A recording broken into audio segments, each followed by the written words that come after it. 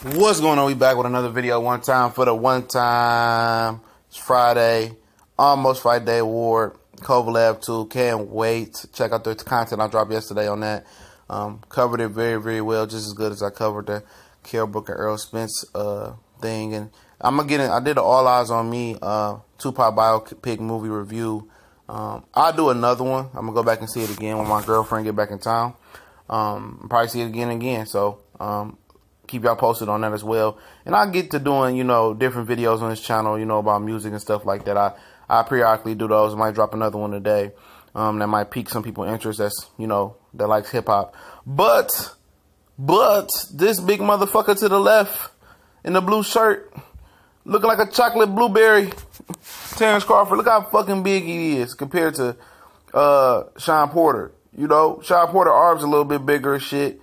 But this motherfucker look like the same fucking size Shawn Porter is. And, this went down yesterday. Yesterday. It'll be 72 hours before the fight. 3 days before the fight. They were watching Andre Ward, who chose to train at, I guess this is Shawn Porter's gym. I seen the hyperbolic chamber shit he had that he does this high, these high level, futuristic training things that he does. I watch Shawn Porter's training very closely, and definitely one of my favorite guys in the sport of boxing. Personality wise, love his dad.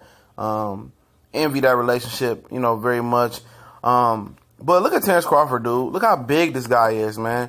I didn't know how fucking big he was. Just looking on TV, he looks pretty bigger than everybody else for sure. I've been on record saying that, but I know Shawn Porter's not the biggest, tallest guy in stature. We understand that. But he has a significant height advantage over this welterweight. But, Shawn Porter used to compete at middleweight, as an amateur. He beat the cruiserweight Usyk. He beat Danny Jacobs, I believe. He beat a lot of motherfuckers. He beat some ass in them amateurs. You know what I mean? I like the New Balances he got on, too. But he beat some ass, He beat some ass. He's probably one of the most physically strong welterweights out there, And Crawford is kind of towering over them. And there's been some talk about Robert Busted Bunny Easter Jr. How far up can he move up the ladder? Because he looks physically big. He looked bigger than Errol Spence in a side-by-side picture as well.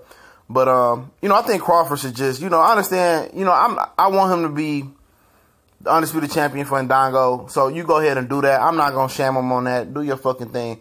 But after that fight, I want him to move up. Move up. I know Regis had called him out.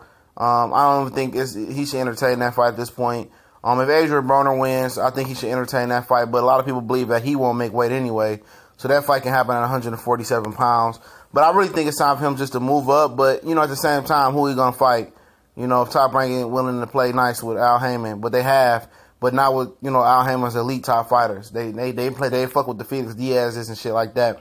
But they don't fuck with the Errol Spencer. So it'll be interesting to see if he can lock down a Manny Pacquiao fight. Manny Pacquiao's already talking about fighting the winner, Adrian Broner and Mikey Garcia. So he's still on his little fuck nigga shit. But for sure, this dude is fucking humongous.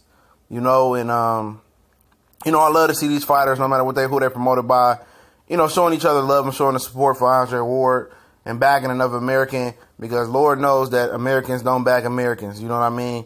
And that's not just a color thing. That's in the hood every day. It's a crab in a bucket, mentality amongst, blacks in America. Don't want to see somebody doing better than the other guy.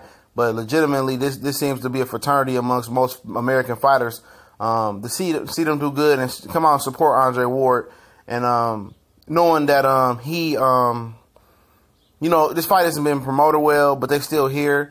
They still want to see him do well. You see Adrian Broner at the fight and stuff like that. But just seeing him next to guys, Terence Crawford, this individual is huge as fuck. He's big as hell. And it kind of might change my opinion on him versus some of these other welterweights. I didn't know he was this big, not just looking at this picture, just making an observation. Looking at him, at the Andre Ward gym, sitting down, looking at the size of his hands, looking at, him physically. That this dude is big, and this dude is going to be a fucking problem for anybody. I thought Errol Spence would just walk through him, and Keith would potentially walk through him because, I didn't think he would be physically strong enough to deal with that, but I think I'm wrong. This kid, I know he's in between camps, but this dude is big as fuck, and I think he's going to be an absolute problem. We gone.